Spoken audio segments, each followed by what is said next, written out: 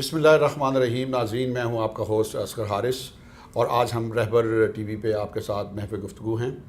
آج ہمارے ساتھ ایک ایسی شخصیت موجود ہیں جنہوں نے تقریباً اپنی زندگی کے 27 سال کارپوریٹ سیکٹر میں گزارے. آپ نے HR میں کام کیا، آپ نے ایڈمنسٹریشن میں کام کیا، مختلف اعلیٰ عہدوں پہ آپ فائز رہے. آج کی ہماری گفتگو کا بیسیکلی مقصد یہ ہے کہ آپ کے وسیع تجربے سے ہم فائدہ اٹھائیں، اور ہمارے ینگسٹر جو HR میں اپنا کریئر سٹارٹ کرنا چاہتے ہیں یا آفس انوائرمنٹ سے پریشان ہیں، تو آج ہم ان کو اس طرح کی ٹپس دیں گے کہ جس سے ان کے کریئر میں ایڈوانسمنٹ کے لیے مواقع پیدا ہوں گے. ناصر صاحب ہمارے ساتھ موجود ہیں. ناصر صاحب، بہت شکریہ آپ کے تشریف لانے کا، اور آپ نے وسیع تر مصروفیات سے اپنا وقت نکالا. ہم آپ کو ویلکم کرتے ہیں. السلام علیکم جی. بہت شکریہ، تھینک یو. ناصر صاحب، آغاز کرتے ہیں آپ کے بچپن سے. ہمارے ناظرین یہ جاننا چاہتے ہیں کہ آپ بچپن میں کس طرح کے طالب علم تھے، آپ کی تعلیم اور تربیت میں کن کن عوامل اور شخصیات کا ہاتھ ہے. آپ اپنے بارے میں تھوڑی اظہار خیال فرمائیں. اصغر صاحب، ہمارا جو بچپن تھا وہ بلیک اینڈ وائٹ کے دور سے شروع ہوا. صحیح. اور اب 5th جنریشن تک آ پہنچا. ہمارے دور میں black and white television تھے. ہمارے پاس اپنے بچپن میں ٹائم بہت زیادہ ہوتا تھا. صحیح. اس وقت جو ٹیلی ویژن سیٹ تھے وہ 5 بجے آن ہوتے تھے، 10 بجے بند ہو جاتے تھے.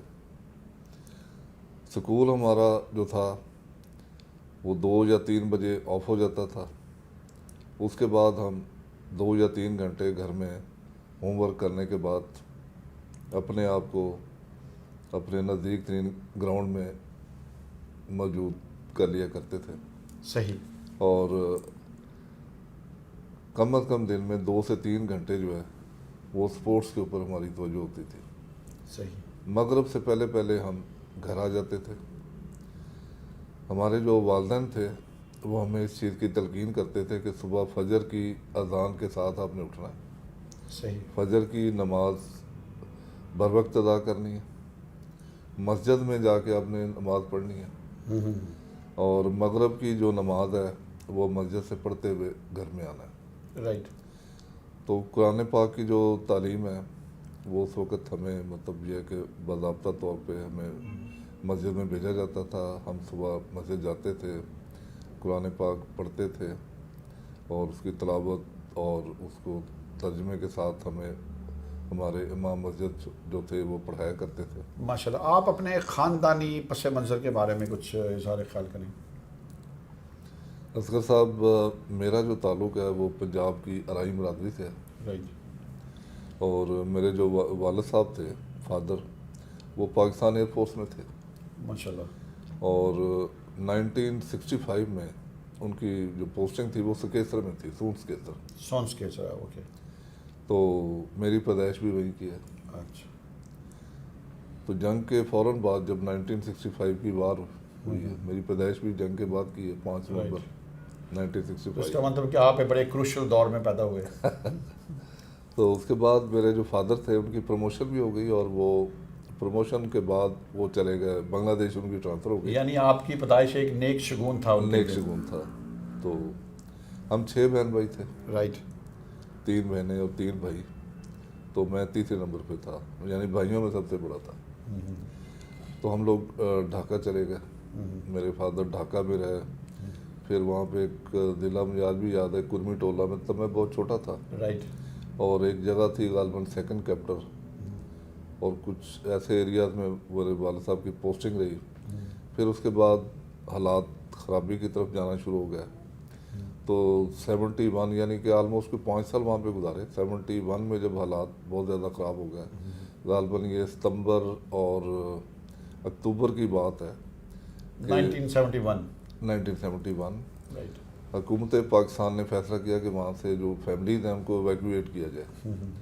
تو ہمیں بھی انہوں نے ایویکویٹ کیا، اور وہاں سے پھر وہ ہم لوگ، مجھے یاد جو پڑتا ہے، ہم لوگ کراچی آئے. تو پھر ہمارے فادر بھی کراچی، ان کی پوسٹنگ ہو گئی.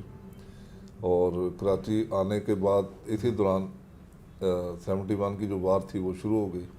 اور جو میرے فادر تھے انہوں نے PF بیس بدین میں اپنا ٹائم گزارا اس جنگ کا. رائٹ. جنگ کے فوراً بعد چونکہ ہر طرف تباہی کے اور ایسے طریقے منظر تھے، اور وہ بھی مجھے کچھ یاد ہے. پھر میرے فادر کی جو پوسٹنگ تھی وہ سرگودا ہوگی. رائٹ. تو میں نے مطلب اپنے جو میرے بچپن کا جو پرائم ٹائم تھا وہ میں نے سرگودا میں گزارا. آپ نے ابتدائی تعلیم کا آغاز سرگودا سے کیا؟ میں نے بیسیکلی تو ڈھاکہ سے ہی شروع کیا تھا، لیکن پھر اس کے بعد میں نے باضابطہ جو افتتاح تھا وہ پی ایف اسکول تھا، وہاں پہ میرے فادر نے میرا ایڈمیشن کرایا. آپ کو بنگالی زبان آتی؟ نہیں. وہ نہیں آتی. اچھا. تو جب آپ نے یہاں پہ آ کے سرگودا میں داخلہ لیا تو اس کے بعد پھر آپ نے اپنی تعلیم کا کیسے سلسلہ جاری رکھا؟ یہاں پہ مطلب اس ہمارے دور میں جو تھا وہ جیسے آج کل کا نظام ہے کے جی نرسری، ایسا تو نہیں تھا. اس وقت ہم کہتے تھے کچی پکی. اوکے.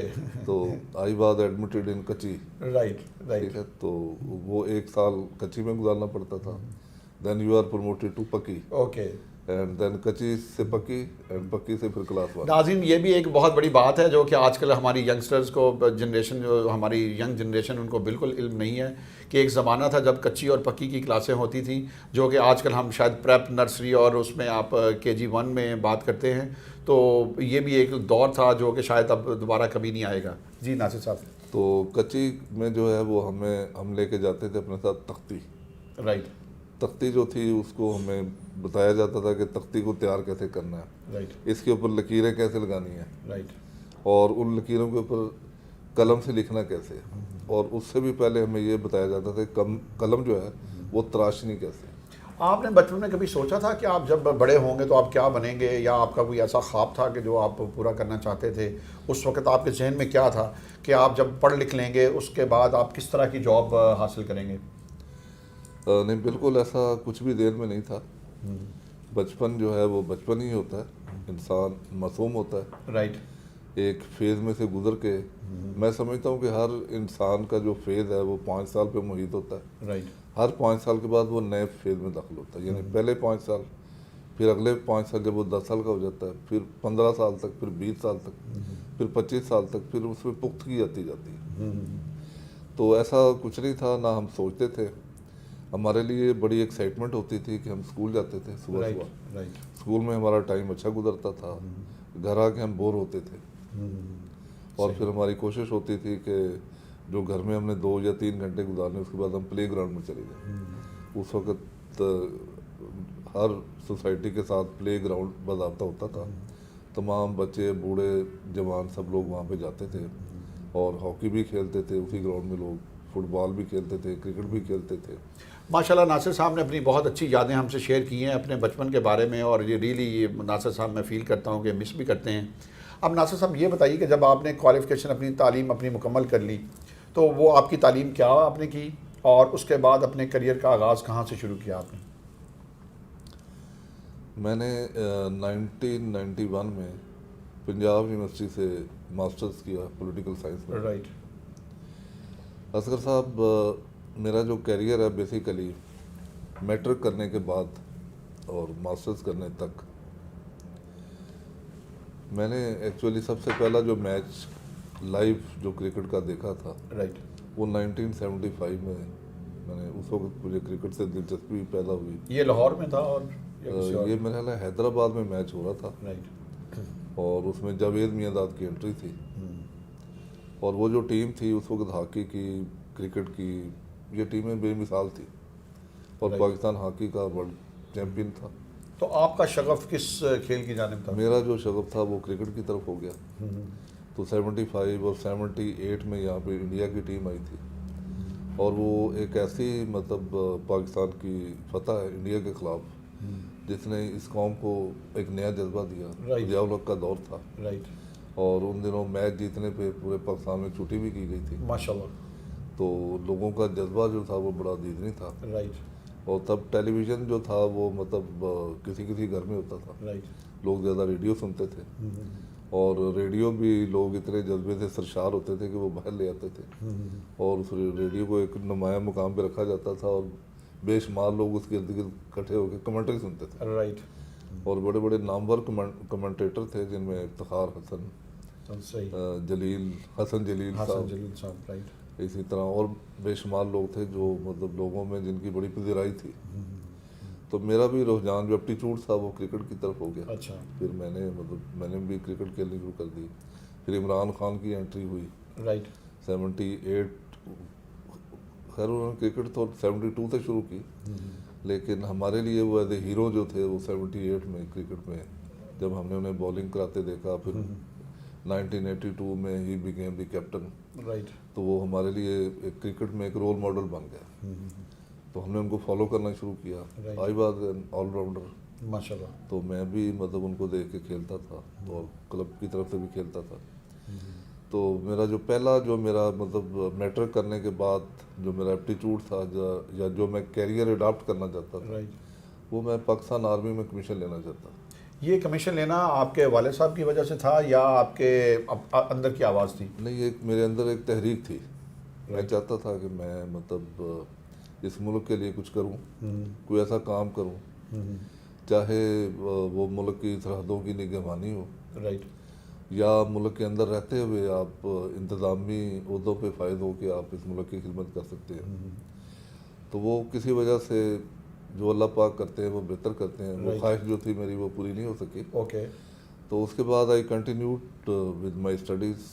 جب میں نے گریجویشن کر لی تو پھر میں نے سوچا کہ اب میں CSS اور PCS کا ایگزام دوں. رائٹ.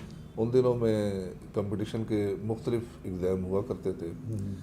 CSS کا بھی ہوتا تھا, PCS کا بھی ہوتا تھا, اس کے بعد وابڈا کا کمپٹیشن کا ایگزام ہوتا تھا, منسٹری آف ڈیفینس کے زیر اہتمام ہوتے تھے. تو وہ مختلف کمپٹیشن کے ایگزامز میں نے پارٹیسپیٹ کیا. آپ کیا پیغام دینا چاہتے ہیں وہ لوگ جو آج CSS کرنا چاہتے ہیں؟ آپ نے ایک عرصہ گزارا اور اس میں آپ نے پریپریشن کی, آپ ایگزام میں اپیئر بھی ہوئے. تو آج جو ہمارے ینگسٹرز ہیں اور اگر وہ گورنمنٹ سروس کو جوائن کرنا چاہتے ہیں, CSS کرنا چاہتے ہیں, تو ان کے لیے آپ کا کیا پیغام ہے؟ How they should be prepared. ان کے لیے میرا میسج یہ ہے کہ وہ پاکستان کے مفاد کو مد نظر رکھیں. اوکے. کیونکہ جب آپ جو لوگ بھی CSS, PCS یا PMS کا ایگزام پاس کر لیتے ہیں اس کے بعد وہ ان کے اوپر کانسٹیٹیوشنل ذمہ داریاں آ جاتی ہیں. اور قائد اعظم رحمۃ اللہ علیہ نے بھی یہ فرمایا تھا کہ جو بھی سرکاری افسران ہیں وہ اپنی ذمہ داریاں آئینی طور پہ پوری کریں اور آئین اور قانون کے اندر رہتے ہوئے. تو میں اب جو جس بریڈ کو دیکھتا ہوں وہ CSS کرتی ہے گاڑی کے لیے اور بنگلے کے لیے. اچھا. تو اس وقت ہمارے لیے یہ چیزیں فیسینیٹ ہمیں نہیں کرتی تھیں. ہمارے اندر ایک تحریک تھی, ہم چاہتے تھے کہ ہم پاکستان کے لیے کچھ کریں. ہمارا جو پاکستان کا جو جھنڈا ہے وہ پاکستان اور پاکستان سے باہر بھی ہم اس کو لہرائیں, اس کو لہلاتا ہوا دیکھیں. ماشاءاللہ ناصر صاحب میں جذبہ حب الوطنی ماشاءاللہ جذبہ حب الوطنی سے سرشار ہیں, اور ان کی باتوں سے آپ نے قائد اعظم رحمۃ اللہ علیہ کا ذکر کیا, آپ نے پاکستانیت کا ذکر کیا. تو ہماری ینگ جنریشن کو یہ پیغام ہے کہ آپ کو اپنے ہر کام میں پاکستان کو بھی مد نظر رکھنا چاہیے. آپ نے اپنا جو کیریئر کا آغاز کیا وہ آپ نے کہاں سے کیا اور یہ جرنی آپ کا کیسا رہا؟ میں نے ہٹاچی لومینر ٹیلی ویژن بنانے والی کمپنی تھی اس وقت, اور وہ نمبر 1 کمپنی تھی پاکستان کی.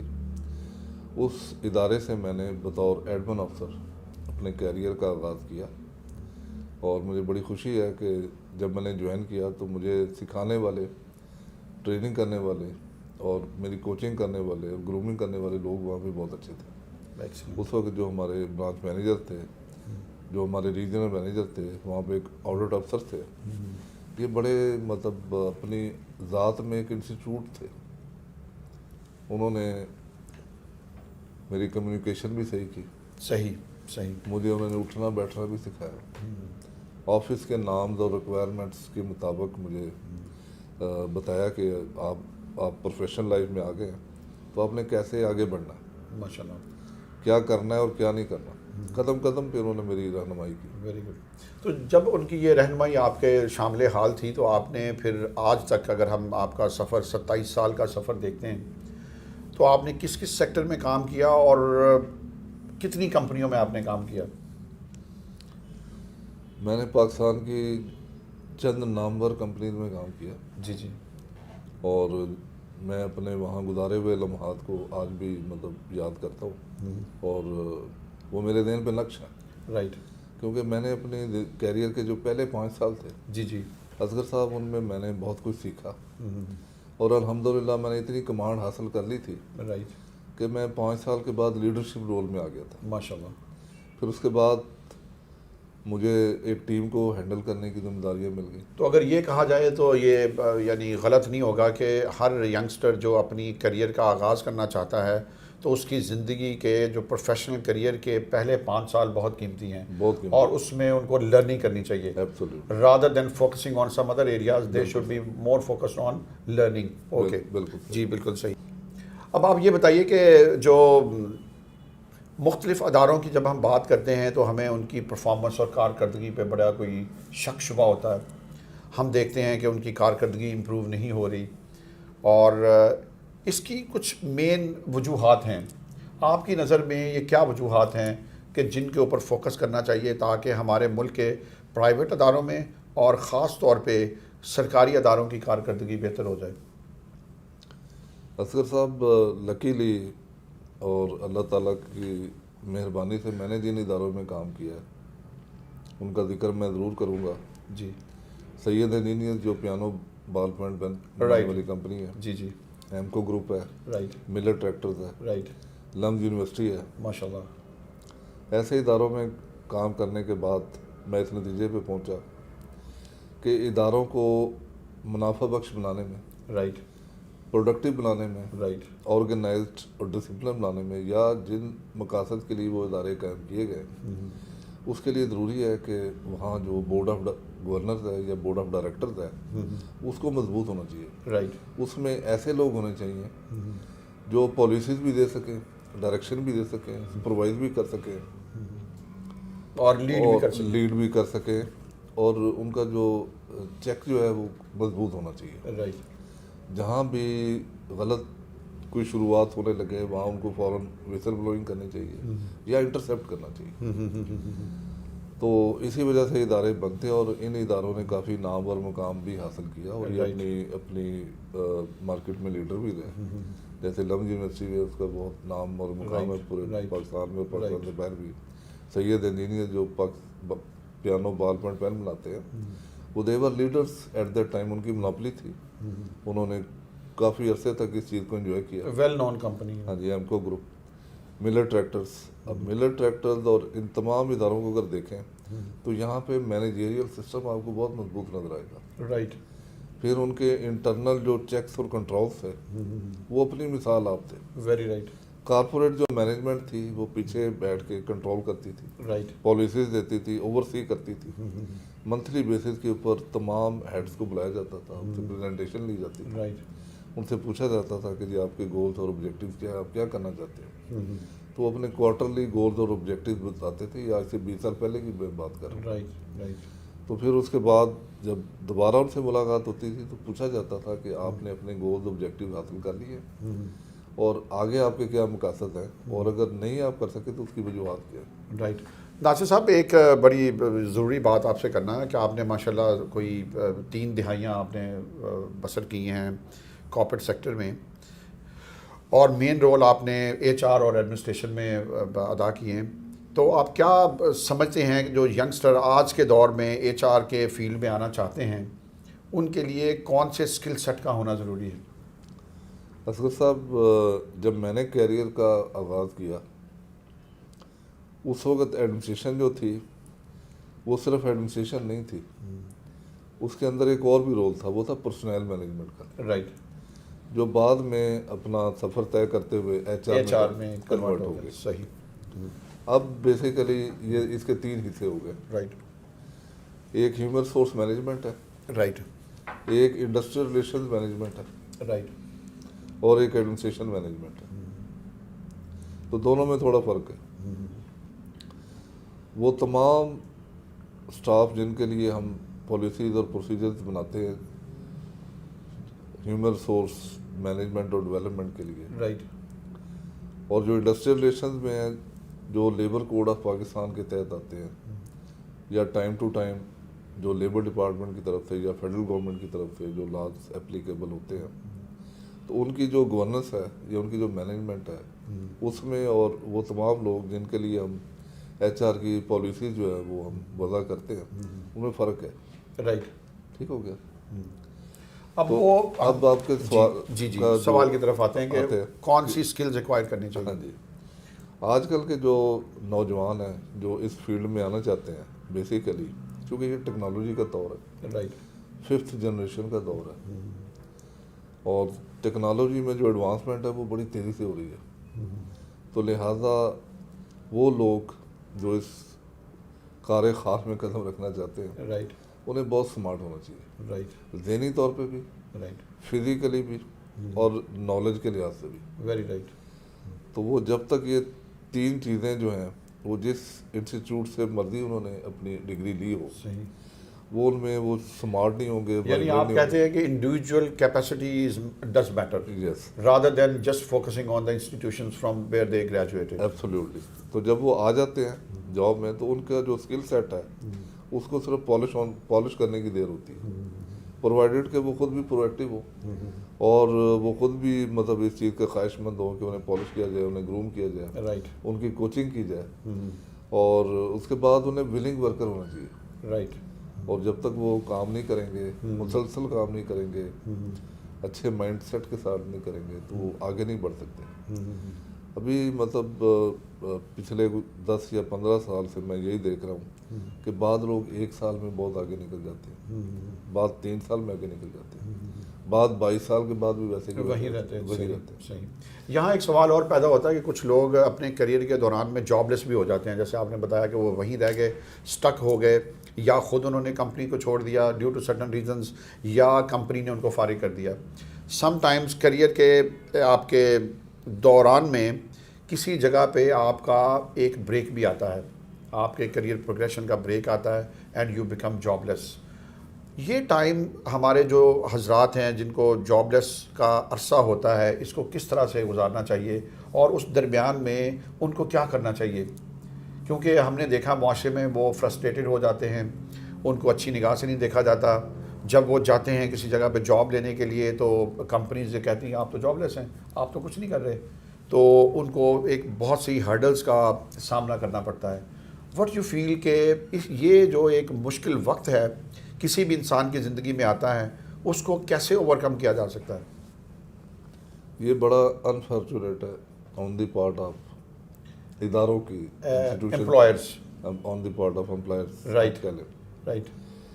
تو اپنے کیریئر میں خود بھی، میرے اوپر بھی 2 دفعہ یہ فیز آیا. اچھا. جب میں بھی مطلب کچھ ایسے گرے پیریڈ سے گزرا ہوں. رائٹ.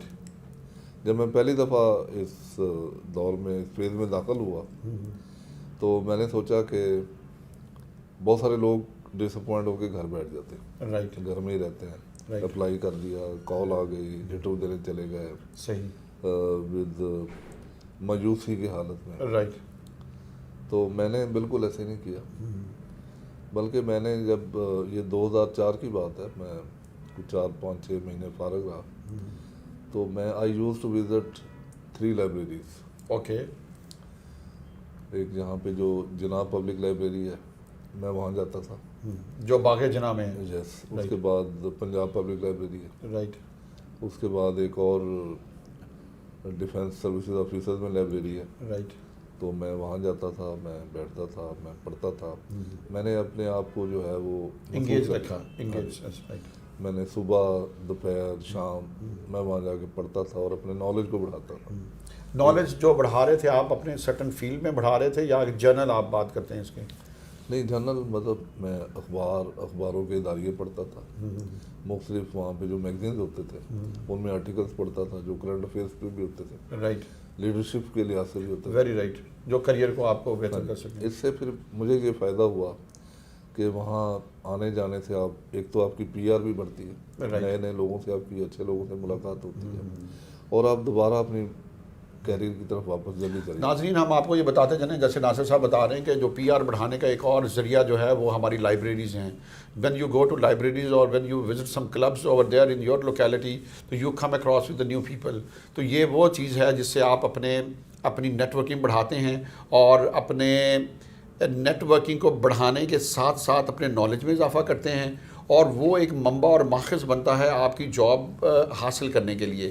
تو یہ ہمارے معاشرے میں بہت سی ایسی مثالیں ہیں. You are absolutely right sir. آگے چلتے ہیں. اب آپ نے بتایا کہ اس کو آپ نے علم حاصل کرنا چاہیے, اپنے آپ کو بڑھانا چاہیے. یہ ایک اور وجہ بھی ہوتی ہے. Some time I realised during my career even کہ آپ نالجبل ہیں, آپ اسکلفل ہیں, اور آپ کا ایٹیٹیوڈ بھی ٹورڈز کام اچھا ہے, لیکن انفارچونیٹلی آپ آفس پالیٹکس کا شکار ہو جاتے ہیں. اور I have seen in so many offices like there is politics prevailing all over the world. تو اس کو پالیٹکس کو جو ہمارے امپلائیز ہیں ان کے لیے آپ کا کیا میسج ہے کہ وہ کیا ایسی چیزیں اڈاپٹ کریں جس سے وہ اس سے محفوظ رہ سکیں, یا کم از کم اس کو صحیح طریقے سے فیس کر سکیں؟ اصغر صاحب, یہ کسی بھی امپلائی یا پروفیشنل کی لائف کا جو بڑا یہ جو حصہ ہے, یہ بڑا انفارچونیٹ ہے. رائٹ. کہ آپ پولیٹکس کا شکار ہو جائیں یا آپ پولیٹکس میں انوالو ہو جائیں. رائٹ. اس سے پہلے میں ایک بات کرنا چاہوں گا کہ میں کبھی کبھی ریویو کرتا ہوں ہر 10 سال کو, یعنی 81 سے لے کے 90 تک میری لائف کیسے گزری. رائٹ. 91 سے لے کے 2000 تک, 2001 سے 2010 تک, 2010 سے لے کے آج تک 20 تک, ماشاء اللہ. جب میں اس کو ریویو کرتا ہوں تو پھر میں نیشنل لیول پہ بھی ریویو کرتا ہوں پاکستان کو, رائٹ. پھر میں انٹرنیشنل لیول پہ بھی ریویو کرتا ہوں. یہ میں نے اپنی زندگی کا ایک حصہ بنا لیا ہے کہ ریویو اور ریسرچ لازمی انسان کو کرنی چاہیے. اس سے بہت ساری چیزوں کا آپ کو ادراک ہوتا ہے, ایکسپیرینس ہوتا ہے. یہ جو اداروں کے اندر جو پولیٹکس آئی ہے, یہ میں سمجھتا ہوں کہ 2000 کے بعد کی پیداوار ہے. اچھا.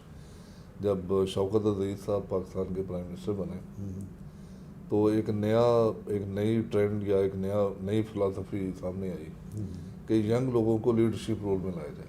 اوکے. جن کی ایج جب 35 سال کہہ لیں یا 40 سال کہہ لیں, ایسے لوگوں کو مطلب آپ اداروں کا ہیڈ بنا دیں یا آپ کوئی اور اہم ذمہ داری دے دیں. اس سے بہت سارے نقصان ہوئے. جب ایسے مطلب انٹرینڈ یا اس ایکسپیرینس کے لوگ جو تھے وہ ان پوزیشنز پہ, ان مناصب پہ فائز ہو گئے, رائٹ, تو جو ایکسپیرینس لوگ تھے جنہوں نے سال ہر سال کی محنت سے اچھے مناصب حاصل کیے تھے, وہ مایوس ہو کے انہوں نے ریٹائرمنٹس لینا شروع کر, رائٹ, اور وہ ان اداروں سے نکل گئے. نتیجہ ریزلٹنٹلی وہاں پہ تجربے کا بحران پیدا ہو گیا. تجربے کا, قیادت کا, ہر شعبے میں رائٹ, اداروں کی ڈیٹیریشن شروع ہو گئی, کیونکہ ان لوگوں کے پاس موجودہ سکل سیٹ, تجربہ, نالج نہیں ہوتا.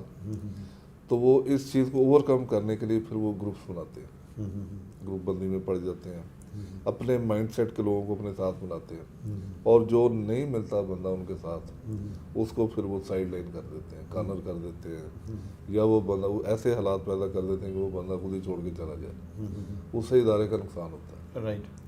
تو ابھی بھی اداروں کو اپنے آپ کو ریویو کرنا چاہیے اور ٹاپ پوزیشنز پہ ایسے لوگوں کو لے کے آنا چاہیے جو یونٹی پیدا کر سکیں. تو ہم یہ سمجھتے ہیں کہ اس میں پھر سکسیشن پلاننگ کا ایک بہت بڑا رول ہے. یس, سکسیشن پلاننگ کا رول ہے, اور اس کے ساتھ ہے کہ انڈیویجول کو پریپیئر رہنا چاہیے کسی طرح کے بھی حالات کو فیس کرنے کے لیے. ایبسلیوٹلی. یہ جو ہم نے سکسیشن پلاننگ کی بات کی ہے, یہ میں آپ کو بتا دیتا ہوں کہ جب میں نے کیریئر شروع کیا تو اس وقت اداروں میں یہ چیز مست تھی. سکسیشن پلاننگ جو ہے یہ اداروں کے اندر ایک کلیدی حیثیت رکھتی ہے. جب میں نے اپنے کیریئر کا آغاز کیا تو سکسیشن پلاننگ کو بڑی اولیت حاصل تھی. رائٹ. ایون سی ای اوز بھی کوشش کرتے تھے کہ ان کے سکسیسر جو ہے وہ سامنے لائے جائیں. رائٹ. ہر جو لیڈرشپ رول میں بیٹھی ہوئی پرسنالٹی ہے اس کا نمبر 2, نمبر 3 ہونا لازمی ہے, رائٹ, تاکہ کسی بھی ایسی انٹورڈ سچویشن میں قیادت کا بحران پیدا نہ ہو. رائٹ. جو کہ پچھلے 10 سے 15 سال میں ہر ادارے میں مفقود ہو چکا ہے. اگر ٹاپ مین اچانک ہٹ جائے تو نیچے پھر آگے قیادت کیوس پیدا ہو جاتا ہے. کیوس بھی پیدا ہو جاتا ہے, قیادت کا بھی بحران پیدا ہو جاتا ہے.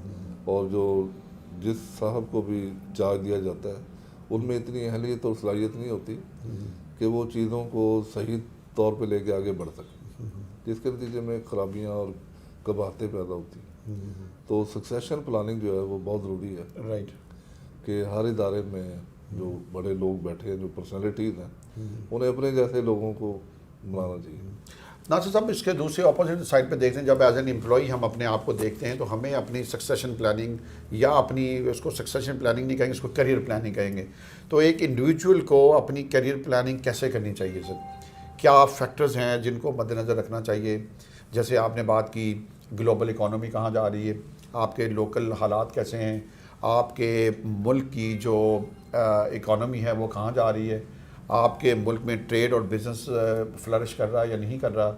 تو ان سارے حالات کے پیش نظر ایز این انڈیویجول آپ کیا پیغام دینا چاہتے ہیں کہ ایک بندہ اپنے کیریئر پلاننگ میں کیا کیا عوامل کو مد نظر رکھے؟ ہر امپلائی کے لیے ضروری ہے کہ وہ اپنی کیپیسٹی بلڈنگ کرے. Right, very right. Training and development پہ خصوصی توجہ دے، رائٹ، اپنے اسکل سیٹ کو بڑھائے، ویری گڈ. اور ٹائم ٹو ٹائم مختلف اداروں میں جو ریفریشر کورسز ہوتے ہیں ان میں پارٹیسپیٹ کرے، اور آگے کی طرف یعنی فارورڈ لوکنگ سوچ اور اپروچ ہونی چاہیے. رائٹ، رائٹ، اور اپنی جو اس کی ایجوکیشنل یا اکیڈمک کوالیفیکیشن اس کو بھی امپروو کرے، رائٹ، کیونکہ نئی سے نئی ڈگریز آ رہی ہیں، رائٹ، نئے سے نئے ڈپلوماز آ رہے ہیں. Very right. تو اور ٹیکنالوجی جو ہے اس میں اس کا بڑا عمل دخل ہے. تو اب ہم ERP اور ایکل اور ایسے سافٹ ویئرس پہ اب کام کرتے ہیں، تو ضروری ہے کہ جو ینگسٹرز ہیں وہ اس کی طرف فوکس کریں. ینگسٹر جو ہے وہ ماشاءاللہ IT میں ان کا جو رجحان ہے یا ان کا جو ان کے ہاتھ زیادہ چلتے ہیں، صحیح، جو صحیح. نئے آنے والے ینگسٹرز ہیں وہ صحیح. اس میں مطلب کافی اچھے بھی ہیں، کمپیٹنٹ بھی ہیں. لیکن اس کے باوجود ضروری ہے کہ اس کے علاوہ جو چیزیں ہیں ان میں جو ہے وہ کمپیٹنسی حاصل کریں. ماشاءاللہ ہم بڑی اچھی گفتگو کر رہے ہیں ناصر صاحب کے ساتھ، اور جیسا کہ ہم نے اپنی گفتگو کے شروع میں یہ کہا تھا کہ ہر انسان کا ایک خواب ہوتا ہے اور وہ اپنے خواب کی تعبیر چاہتا ہے. کچھ انسان سوتے میں خواب دیکھتے ہیں، کچھ انسان جاگتے میں خواب دیکھتے ہیں. ناصر صاحب نے بھی ایک خواب دیکھا، آج وہ خواب ہم سے شیئر کریں گے کہ ناصر صاحب کا خواب کیا تھا اور اس خواب کی تکمیل کے لیے آپ کیا کوششیں کر رہے ہیں. خواب سب دیکھتے ہیں، جی جی. لیکن میں نے جو خواب بیسیکلی دیکھا یا سوچا یا اس کے لیے میں نے مطلب سوچنا شروع کیا، یہ کچھ 2007 کی بات ہے. جی. تو میں ایک دن بیٹھا سوچ رہا تھا، اخبار پڑھ رہا تھا بیسیکلی، تو میرے ذہن میں خیال آیا کہ پاکستان میں لیڈرشپ کی، گورننس کی، اکاؤنٹیبلٹی کی بہت کمی ہے. لوگ جو ہے وہ اس سے مطلب جانتے بوجھتے ہوئے یا جانے انجانے میں رائٹ. وہ غلطیاں کر جاتے ہیں. وہ چاہے وہ اسٹیٹ لیول پہ ہو یا نیشنل لیول پہ ہو یا ادارہ جاتی لیول پہ ہو. تو پھر میں نے سوچا کہ مجھے جب اللہ تعالیٰ نے موقع دیا تو میں کہ ایسا ادارہ بناؤں گا، school of leadership and governance management, right. جہاں پہ ہم لیڈرشپ پروڈیوس کریں گے، اور اس میں پبلک سیکٹر کے لوگ، پرائیویٹ سیکٹر کے لوگ، گورنمنٹ آفیشیل سب کو بلائیں گے، انوائٹ کریں گے، ان کو ٹریننگ دیں گے. میں یہ سوچتا رہتا تھا، اس کا خاکہ تیار کرتا تھا کیسا اسٹرکچر ہونا چاہیے. اور اس کے پیچھے ایک اور بھی ریزن تھی، میں اپنی جو میری والدہ ہیں ان سے میں بڑا مطلب متاثر بھی تھا، ماشاءاللہ. اور انہوں نے ہماری جو ٹریننگ ہے، گرومنگ ہے، پالنے پوسنے میں بڑا اہم کردار ادا کیا تھا. اور انہوں نے ایک ایسا ڈیسیژن بھی لیا تھا جس کے ہماری زندگیوں کے اوپر فارغ بڑے دور رس نتائج ہوئے. اور آج ہم جس پوزیشن پہ ہیں، اللہ تعالیٰ کا بھی شکر ادا کرتے ہیں، والدین کا بھی شکر ادا کرتے ہیں ماشاءاللہ. کہ اللہ تعالیٰ انہیں جنت میں کروٹ جنت نصیب کرے. آمین. تو پھر میں نے سوچا کہ میں اپنی والدہ کے نام پہ ایک ادارہ بناؤں گا جس کا نام ہوگا کلثوم اختر انٹرپرائزز. اوکے. یہ ادارہ اصغر صاحب رجسٹر ہو چکا ہوا ہے، Right. بن چکا ہوا ہے، اس کی لیگل سٹیٹس اس کا ہو گیا ہے، سارا کچھ ہے. اب میں اس کو آگے بڑھا رہا ہوں، رائٹ. اور میری کوشش ہے، خواہش ہے، اللہ تعالیٰ سے دعا ہے کہ کوئی ایسی اسپانسرشپ مل جائے یا زمین کا ٹکڑا ملے جہاں پہ ہم اپنا یہ school of leadership governance management جو ہے وہ بنائیں. رائٹ. اور وہاں پہ ہم سب مل کے جتنے بھی میرے دوست ہوں گے یا جن پرسنالٹیز کو میں جانتا ہوں انہیں انوائٹ کروں گا کہ وہ مدد کریں اس سلسلے میں، آگے آئیں، سپورٹ کریں، اسسٹنس دیں، تاکہ ایسا ایک ادارہ بن جائے جس کو ہم کہہ سکیں، مطلب کسی بڑے ادارے کے ساتھ ہم مماثلت نہیں چاہتے کہ ایکسپورٹ بن جائے یا کچھ بھی بن جائے، لیکن وہ اپنا ایک برانڈ بن جائے، رائٹ، جہاں سے لوگ سال ہر سال جو ہے وہ فیض یاب ہوں اور سیکھیں، لرن کریں، ڈگریز حاصل کریں، اور ان ڈگریز کی انٹرنیشنل لیول پہ ریکگنیشن بھی ہو، ویری رائٹ، اور وہاں سے جو لیڈرشپ نکلے وہ پاکستان میں کانسٹیٹیوشنل پوسٹوں پہ اچھا کردار ادا کرے۔ تو ایسا مطلب میرا جو ویژن ہے وہ یہ ہے کہ اب میں نے چونکہ 27-28 سال کام کر لیا، تو اب میں کوئی ایسا کوئی نیشنل لیول پہ کوئی کام کرنا چاہتا ہوں، رائٹ، اور اگلا مطلب جو سٹیپ ہے، کوشش اور خواہش ہے، اللہ تعالیٰ سے دعا ہے، ویسے تو یہ بہت بڑی ذمہ داری ہوتی ہے، لیکن میری کوشش خواہش برقرار ہے کہ میں بھی کسی کانسٹیٹیوشنل عہدے پہ کام کروں، رائٹ، آئینی عہدے پہ، وہاں پہ رہ کے آپ کے پاس اپرچونیٹیز ہوتی ہیں کہ آپ اپنے ملک کے لیے، اپنی قوم کے لیے، اور پھر اس کے بعد میں چاہتا ہوں کہ میں نوجوانوں کے لیے کچھ کروں، کیونکہ نوجوان جو ہیں اصغر صاحب اس وقت ٹو ڈیٹ بہت زیادہ ان امپلائڈ ہیں۔ میرے پاس روزانہ کی تعداد میں بے شمار سی ویز آتے ہیں، رائٹ، بچوں کے بچے بچیاں ہیں، انہوں نے ACCA کیا ہوا ہے، CA کر لیا ہے، رائٹ، انجینئرنگ کر لی ہے۔